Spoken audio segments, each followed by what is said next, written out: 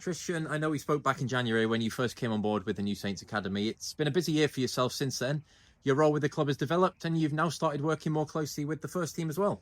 That's right, yeah. It's been exciting over the last 18 months or so.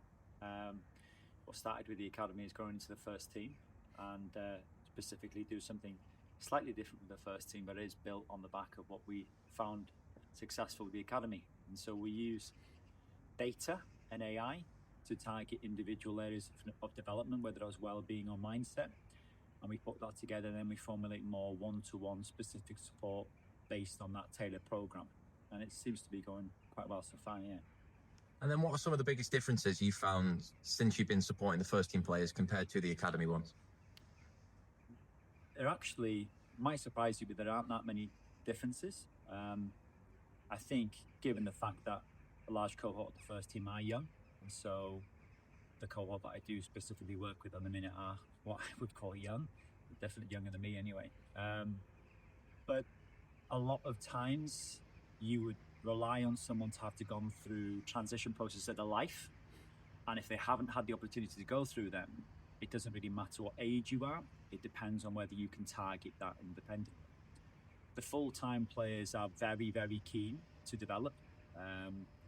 The referrals we've had so far have been self-referrals. They've come from the players themselves.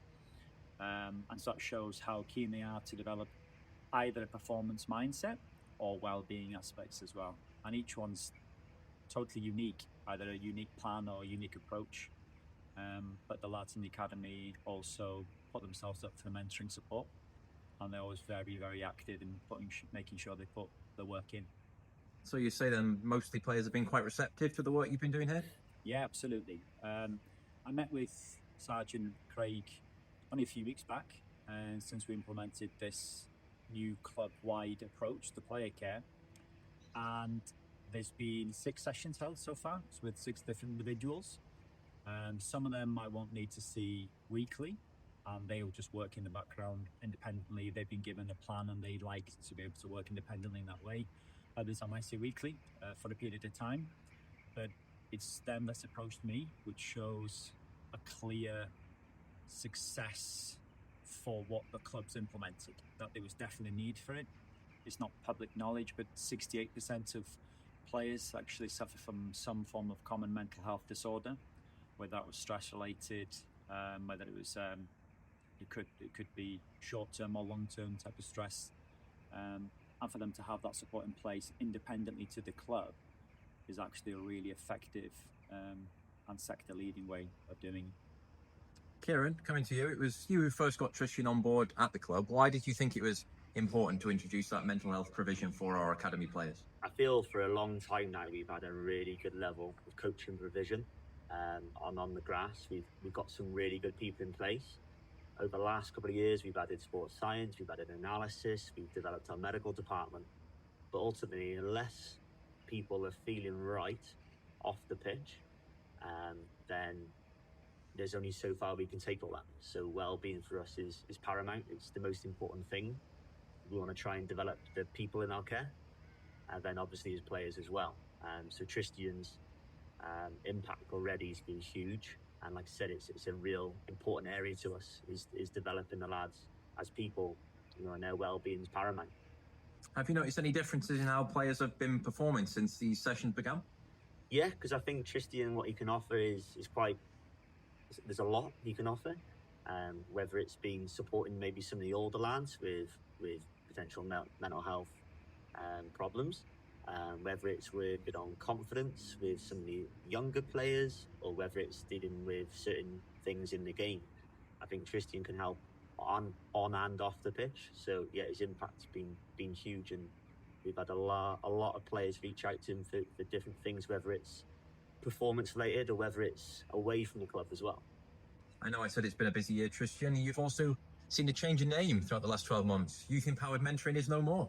No, yeah, that was just specifically because, no disregard to the youth, I just got fed up, tired of them. No, of course. They'll always be key to what I do, but I wanted to expand into an adult provision, and it made no sense to approach people with that name, and so it became Youth Empowered Mindset to get my own business. But still keeping Yem. The people came to know me as Yem. So it wasn't too much of a change, just made a little more sense. Well, one of the other reasons you're here today is to provide some CPD training for our academy staff. What kind of opportunities do you provide at Yem to support staff at different organisations? So lately, the specifics of the conversations me and Kieran have been about how we can upskill staff in dealing with teenagers and young people in the modern day. Teachers and people that work with pupils in school settings become far more accustomed to the changes over the last decade. Screen time, stress-related issues in young people, poor mental health, the rise in anxiety levels. But outside of the education system, there aren't many opportunities for football clubs or sports settings to develop the skills and understanding exactly how would you approach a young person. So we're starting today's session with how to communicate effectively with a young person in 2025. They need conversations to be far more concise than what we're used to. Their attention span is shorter. And so just looking at some details in that area, but also we're going to move on to how to check in effectively with a young person. We all know now the importance of checking in with each other and our friends, but we actually, as a society, don't truly know what that looks like. What is an effective check-in? So it makes us afraid of that topic. Makes people want to take a step back because they think, oh, I might want to ask my friend how they are, but I don't know what I'd say. I don't know what I'd do with the awkward silence. You give people the skill set to overcome that, and checking in will be a far more frequent and easy thing to do. How useful then are these CPD sessions going to be, Kieran, for yourself and the other academy coaches? Yeah, because we want to develop everybody at the club. And obviously, we've started it with the players in what Tristian has been doing the last 12 months. But now we want to upskill the staff. We want to make them more aware and give them support on how they can promote more talking and create an environment where everybody feels comfortable. So in addition to the player workshops and parent workshops, we've done players, staff and parent workshops now. So everybody's included. So parents are able to do things at home or in the car journeys before and after. The coaches can do stuff, and obviously then we've got the player support network as well. And I think then we've got plans later in the season where we will look at promoting positive mental health with the staff as well. So yeah, it's about affecting positively as many people as we can. And you've been working with young people in academy football for a long, long time now. Have you noticed any changes in attitude among young people towards mental health in recent years? Yeah, I think, like I said, I've been at TNS now 11 years, and the players we worked with back then to what we are now, they are very different. They live in a social media world. So the pressure to fit in, to look right, the image, all these sort of things, are really important to them now. So it's about how we make them feel at ease, how we magnify what they're good at, and we empower them. And we create an environment where ultimately they're comfortable and it's something they want to be doing all the time because they enjoy it. And then finally, Tristian, turning back to you, are there any innovations or partnerships you're excited about here at the club in the future or in Yem in general? Yeah, I'd love to continue to expand on what we provide in collaboration with TNS. I'm hopeful that the next few years is big for Yem, in particular the football sector. But I'll be honest, I really hope that we can continue to expand at TNS. Next week, I'm hopeful to go to the Football Transfer Forum in London.